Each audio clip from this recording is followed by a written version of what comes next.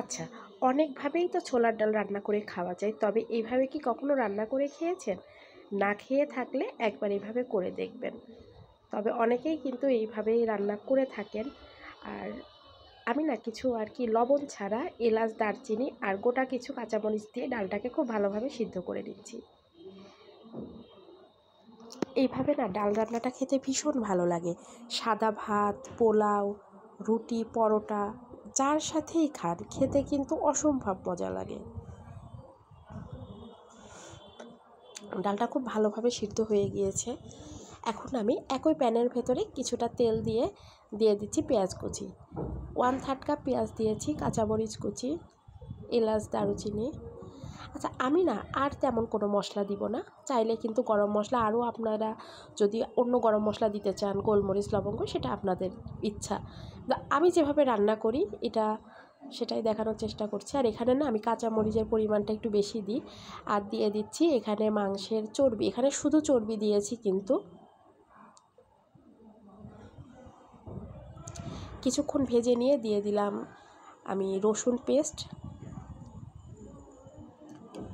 একটা জিনিস খেয়াল করে দেখেছেন, আমি কিন্তু একটা করে মশলা দিচ্ছি আর বেশ কিছু সময়ের জন্য কষিয়ে নিচ্ছি।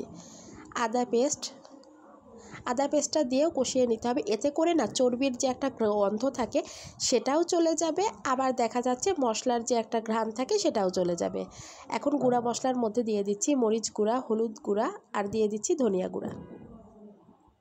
আমি না এখানে জিরা পেস্ট ব্যবহার করেছি। জিরা পেস্টটা না স্কিপ হয়ে গিয়েছে, অবশ্যই জিরাটা দিয়ে দিবেন। আর দিয়ে দিচ্ছি লবণ, সামান্য কিছু পানি দিয়ে দিলাম। এখন আমি এটাকে মিনিট 10 কষিয়ে নিব। মিনিট 10 কষালেই কিন্তু এই রান্নাটা মানে দেখা যাচ্ছে চর্বি তো গলতে বেশি সময় লাগে না, এর মধ্যে কিন্তু চর্বিটা কুক হয়ে যাবে। আর দিয়ে দিচ্ছি আমি এখন ছোলার ডাল আগে থেকে সিদ্ধ করে রাখা। এখন ছোলার ডালটার সাথেও আমি কিন্তু মানে রান্না করে নিব আরও 10 মিনিট।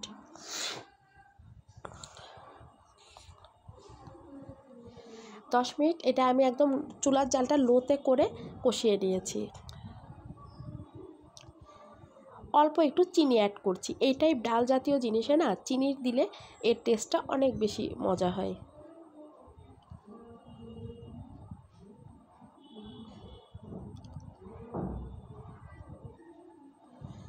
সব শেষে আমি গরম পানি দিয়ে দিলাম ঝোলের জন্য। ঝোলটা এখন আপনার ইচ্ছা মতো রাখতে পারেন। এখন বলেন আমার মতো এভাবে কে কে রান্না করে খান? এটা কিন্তু মানে অন্যান্য ডাল দিয়েও করা যায়, আমার কিন্তু ছোলার ডাল দিয়ে সবচেয়ে বেশি ভালো লাগে। এই তো এরই মাঝে রান্নাটা শেষ, আমি এখন ঢাকনাটা তুলে নিচ্ছি। এই সময় না একটু লবণটা টেস্ট করে নেবেন, কারণ লবণ লাগলে লবণ দিয়ে নিতে হবে। দিয়ে দিচ্ছি পেঁয়াজ বেরেস্তা। পেঁয়াজ বেরেস্তা দিলে না অনেক বেশি ভালো লাগে খেতে। দিয়ে দিচ্ছি গরম মশলার গুঁড়া।